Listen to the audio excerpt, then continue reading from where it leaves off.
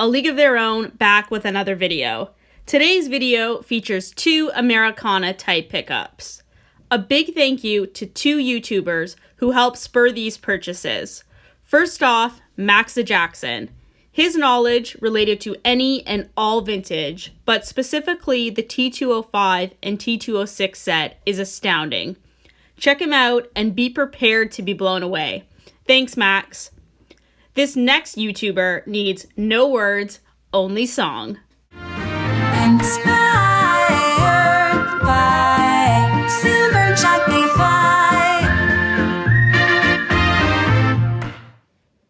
Alright everyone, so let's get into this mail day. So excited to add a T206 to the collection.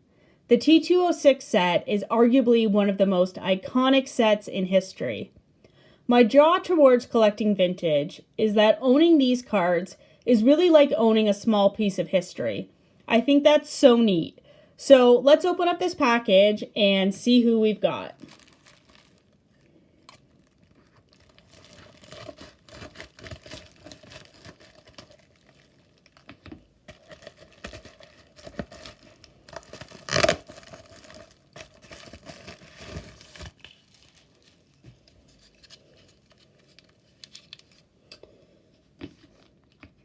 Great shipping here. Gonna take me a little bit to get into, but we'll get there.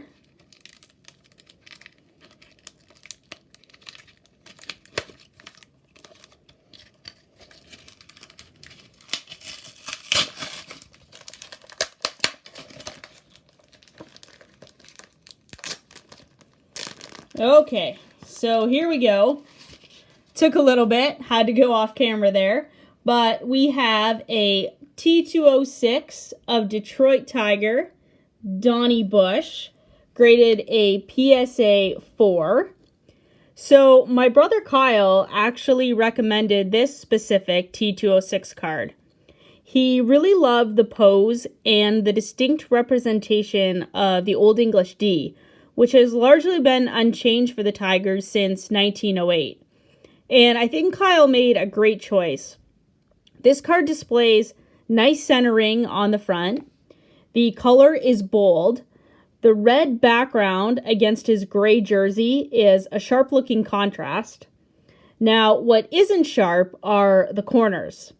So they're rounded, but not unexpected for a 4. And my preference would be to have better centering over sharp corners. So that's a sacrifice that I'm really willing to make for this set. So if you turn it around and take a look at the back, it's a sweet caporal, not uncommon by any means, but classic.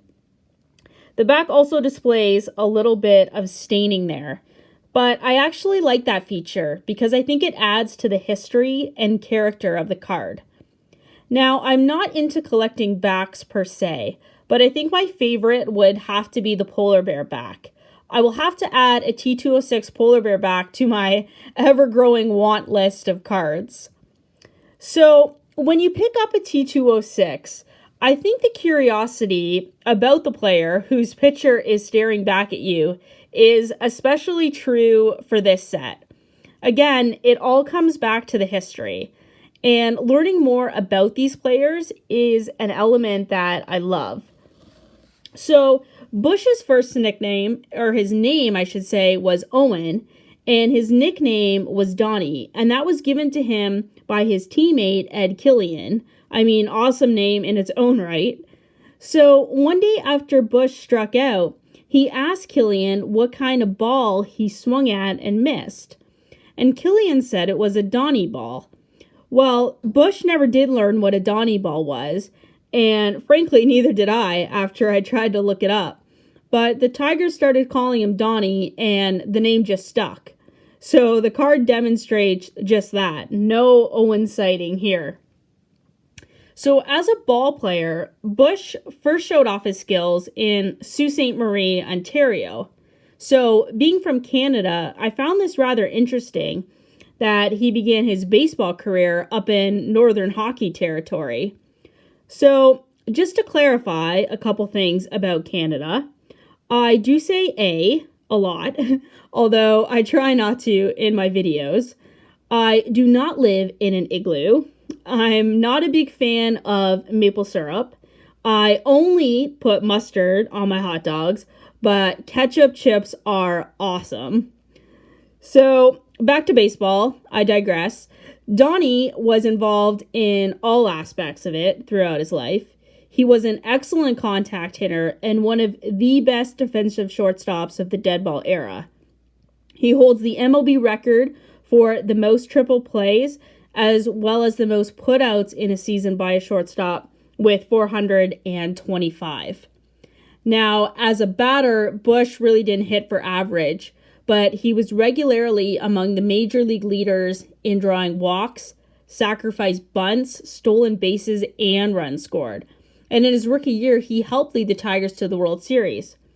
Now, Bush later became an MLB manager, and his 1927 Pirates, they lost to the Yankees' Murderers Row lineup, as we all know, which is arguably one of the best of all time. But Bush himself, he literally devoted a total of 67 years to baseball. So I wanted to devote a little extra time for his T206 card. So we're just going to place that in the background here next.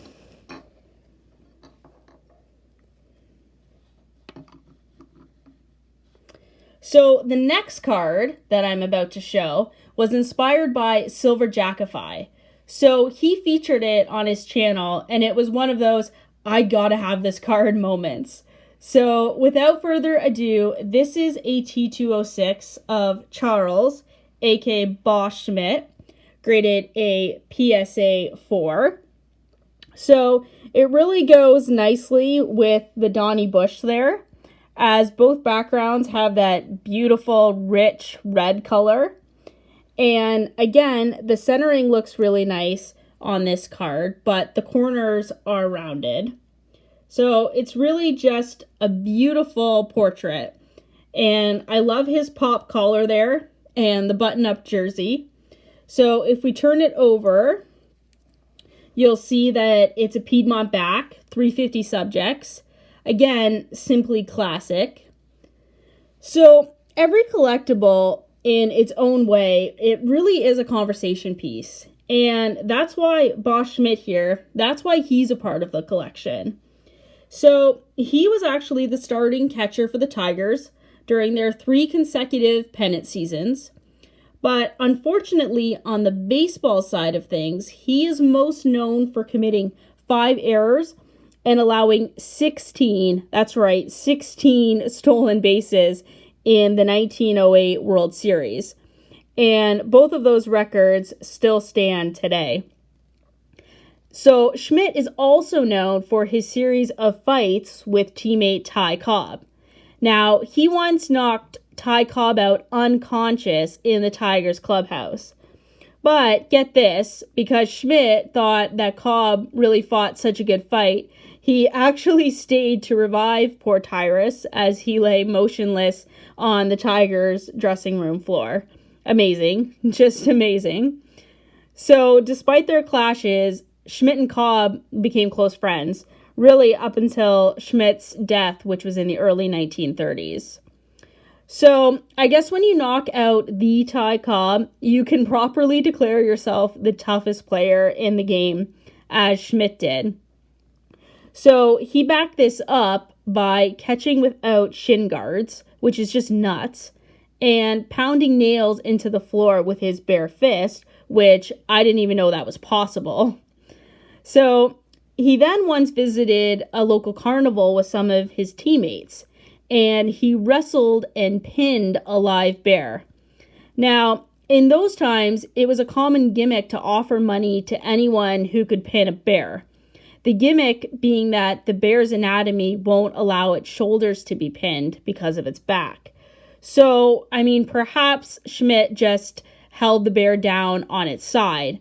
But, I mean, regardless, if you are voluntarily willing to wrestle a bear, you're kind of crazy and awesome.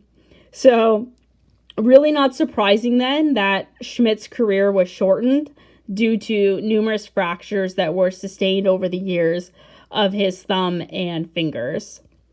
So we will just put Boss Schmidt here next to his pal Donnie Bush.